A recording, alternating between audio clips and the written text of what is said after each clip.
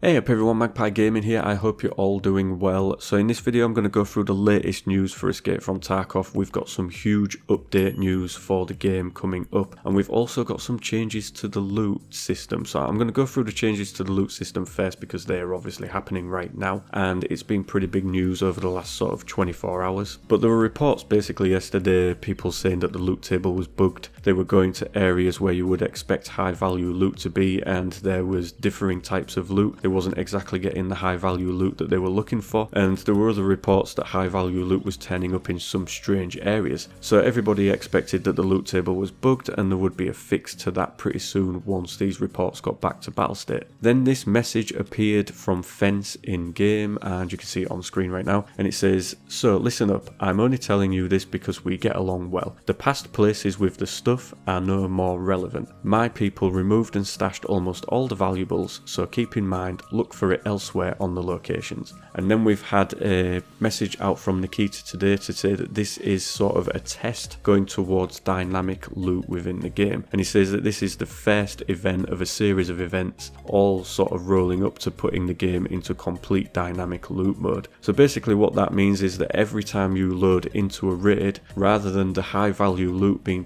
put in certain areas or areas where you know it's got a fairly high percentage chance of spawning, that loot could be put anywhere in the raid. The raid itself will dictate where it goes. It won't always be in the same place. It'll be completely random and pushed around. This sort of forces you as a PMC to go looking in different areas, and as a scav as well. If you're scavving, you're going to have to look in all different areas to go for, you know, the juicy loot. It's not going to be always in the place where you expect it to be. So behind those locked doors where you have a high chance of spawning GPUs and LEDXs, that will no longer be the case. They could be spread anywhere in the map. They could be spawning on the scavs in the map, could be spawning in random sports bags. It's going to be completely random. So I know for the average casual player this is going to be a bit of a bummer because you need certain items for certain tasks. You always know to go to a certain area to get them. That's no longer going to be the case once dynamic loot is completely within the game. It's going to be anywhere and everywhere. But on the flip side of that, for those RMT people out there that are farming the game and selling items for real world money, they're going to struggle to get these items. So I think in one sense it's good for us players. It forces us to go to different parts of the map. It's going to force PvP and PvE in different areas where we maybe before never bothered to go, and it's going to really stifle those people that farm these things to sell for real world cash. I think it's more aimed at them than anything else. It's just aimed at making it harder for these people to make money off the back of this game, and obviously help people cheat within the game. So, but yeah, for PMCs, for casuals, it's going to hit us. Yes, it is, no doubt. But overall, I think it's a change that needs to happen. But this is just the first event. Now, these events recently have been lasting around 4 days. This one started yesterday on Friday, so I would expect that at least by Tuesday next week,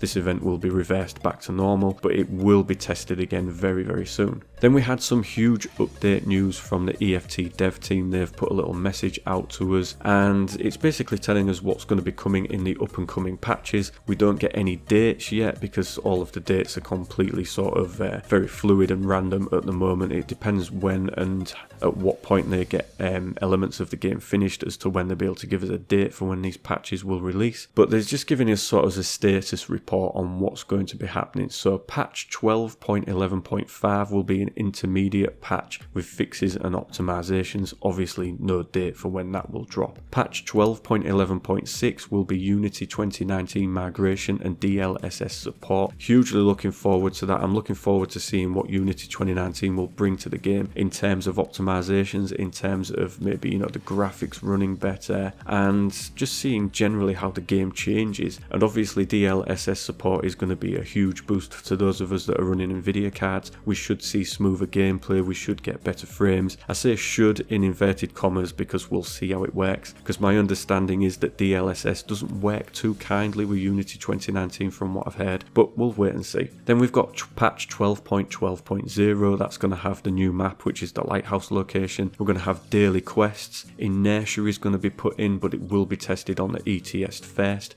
VoIP is going to be in as well, but again, that will be tested on the ETS as well. We're going to have the next iteration of weapon malfunctions put in. I believe that that's going to be overheating. You're going to get gun jams on overheating, so those of us that would like to rock fully auto guns over and over again, I think things are going to overheat a lot quicker, and we're going to see a lot more malfunctions come into the game. There's going to be new weapons and other stuff added in this patch as well, obviously no details right now. Then we're going to get patch 12.12.5, which is going to contain a lot of quality of life improvements and additions. Again, no real details for that. Then there's going to be other intermediate patches with hot fixes, visual improvements, partially will be tested on the ETS servers first. Then there's going to be 3 new modules to the anti-cheat system to increase AC reaction time and overall cheat detection speed. It's a hot topic right now, which I agree, it really is a hot topic at the moment. Although we did great progress on this in the issues in the last weeks, but the war is not over. And then they say there are events, podcasts and other related activities that are being prepared for. So this is all put down to be coming out within the next 4 months. So we are going to see a new map just before Christmas. That just squeezes it in just before Christmas. I would expect that when the Lighthouse map drops, that's when we will get a wipe. I'm going to go out on a limb and I'm going to say that I think 12.12 will drop at Christmas. I think that's when it will be. And obviously that will take us to around the 6-month mark, which means we'll be looking at a wipe, or we will all be ready for a wipe by then. So yeah, I reckon that's when it'll be done. And they just finish up the message by saying next 4 months will be pretty hard and important. We need to provide to you a lot of important fixes, changes and content. Actions speak louder than words. So a nice little short message, but giving us a lot of information there on what's going to be coming out. And obviously we don't get nitty-gritty information like the exact weapons and gear and things that are going to be added, but it's nice to know that patches and fixes and optimizations are being worked on. It's good to know that Unity 2019 and the DLSS support is on the way. Good to know that the Lighthouse location is on the way. The daily quests, I'm interested to know what they're going to be like. Inertia is going to be getting its first iteration into the game. VoIP will be as well. We're going to have new weapons, new stuff, new weapon malfunction iterations. So there is a lot coming, and it just sounds like they're absolutely snowed under at BSG. So yeah, exciting times for Escape from Tarkov. I really don't ever want this game to release personally. I love the way that they do the sort of the development of the game, and they just keep rolling it on. But yeah, a lot to look forward to. And that is pretty much it for this video, ladies and gentlemen. If you're not currently subscribed to the channel, it would be amazing if you could consider doing so. That would help me amazingly. Also, maybe leave a little cheeky like on the video, or if you dislike it, if you didn't like it. If you didn't like it, let me know in the comment section down below why, and I will try and address that in future videos. But as always, ladies and gentlemen, thank you very much for watching and listening. Don't forget to like, share and subscribe. Stay safe, and I will catch you in the next one. Take care.